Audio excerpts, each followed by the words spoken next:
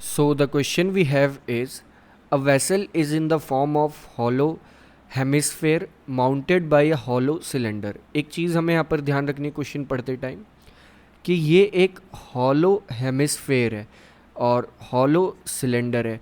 Hollow hemisphere hollow cylinder को join करके एक स्ट्रक्चर फॉर्म करा गया, एक वेसल फॉर्म करा गया है कुछ इस तरह का।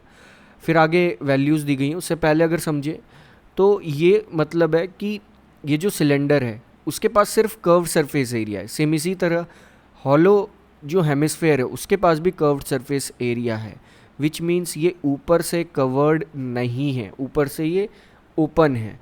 तो इसी तरह से अब हमें कुछ वैल्यूज़ दी गई हैं। लाइक ये कहा गया है कि जो हेमिस्फेयर है उसकी जो डायमीटर है वो 14 सेंटीमीटर है, यानी कि जो हेमिस्फेयर होगा इसकी जो डायमीटर होगी ये 14 सेंटीमीटर होगी।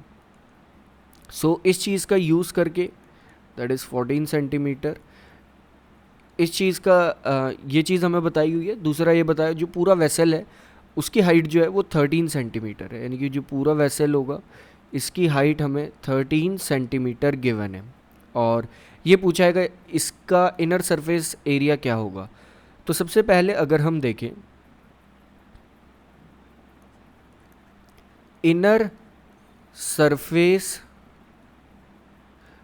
एरिया जो होगा यहाँ पर वो इक्वल होगा curved surface area of cylinder plus curved surface area of hemisphere. इन दोनों के कर्व्ड सरफेस एरिया को अगर हम सम कर देते हैं तो ये आ जाएगा यहाँ पर, ये जो वेसल है इसका टोटल एरिया जो इनर एरिया इस क्वेश्चन के अकॉर्डिंग पूछा गया है। नेक्स्ट, कर्व्ड सरफेस एरिया एक सिलेंडर का होता है। अगर सिलेंडर की बात करें तो वो होता है 2πr/h प्लस एक हेमिस्फेयर का कर्व्ड सरफेस एरिया होता है 2πr²।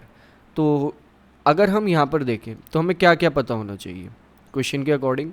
एक तो रेडियस पता होना चाहिए सिलेंडर का, तो लिख लेते हैं रेडियस ऑफ सिलेंडर जो होगा वो हमें पता होना चाहिए। Next, height of cylinder, height of cylinder हमें पता होना चाहिए। इसके बाद नेक्स्ट हमें पता होना चाहिए रेडियस ऑफ हेमिस्फेयर, क्योंकि आर है आगे इस फॉर्मूले में।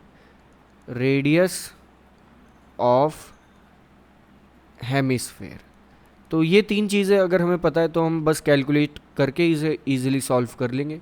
तो अगर रेडियस की बात करें, अगर हम यहाँ पर फिगर में देखें तो 14 सेंटीमीटर डायमीटर है और वो दोनों का ही डायमीटर है, चाहे वो हेमिस्फेयर हो चाहे वो सिलेंडर हो, दोनों का ही डायमीटर यहाँ पर 14 सेंटीमीटर है। तो इस अकॉर्डिंग सिलेंडर का भी रेडियस आ जाएगा 7 सेंटीमीटर एंड हेमिस्फेयर का भी रेडियस आ जाएगा 7 सेंटीमीटर। नेक्स्ट अगर हम एक चीज़ देखें यहाँ पर, तो ये जो फिगर है इसमें अगर हम यहाँ देखें तो ये पूरा वेसल है 13 सेंटीमीटर का, और अगर सिर्फ हेमिस्फेयर की हाइट देखें तो वो उसके रेडियस के इक्वल होगी। तो हेमिस्फेयर की हाइट होगी यहाँ पर 6 सेंटीमीटर की।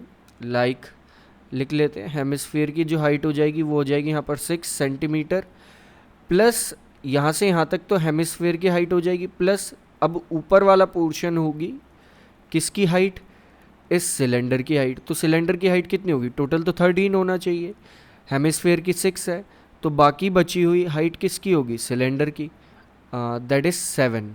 नहीं, यहाँ पर जो हेमिस्फेयर की हाइट होगी वो 7 आएगी क्योंकि उसका रेडियस 7 है।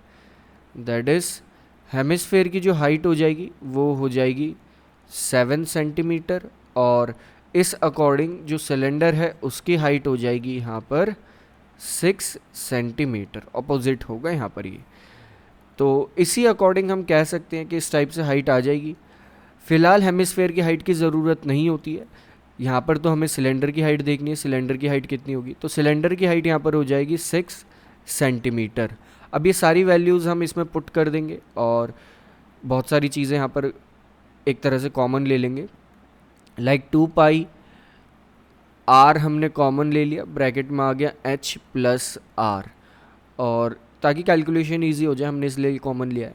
और 2 पाई यानी कि 2 multiplied by 22/7 multiplied by R यानी कि रेडियस। रेडियस यहाँ पर किसका, चाहे वो सिलेंडर का हो हेमिस्फीयर को, सेम ही है, दैट इज़ 7, और ब्रैकेट के अंदर 6 प्लस 7। तो यहाँ पर एक 7 से एक 7 कट हो जाएगा और हमारे पास आंसर आएगा that is 2 multiplied bye 22 multiplied by 13, जो आप कैलकुलेट करेंगे तो ये आ जाएगा 572 सेंटीमीटर स्क्वायर। यानी कि इस वेसल का जो इनर सरफेस एरिया आएगा वो आएगा 572 सेंटीमीटर स्क्वायर।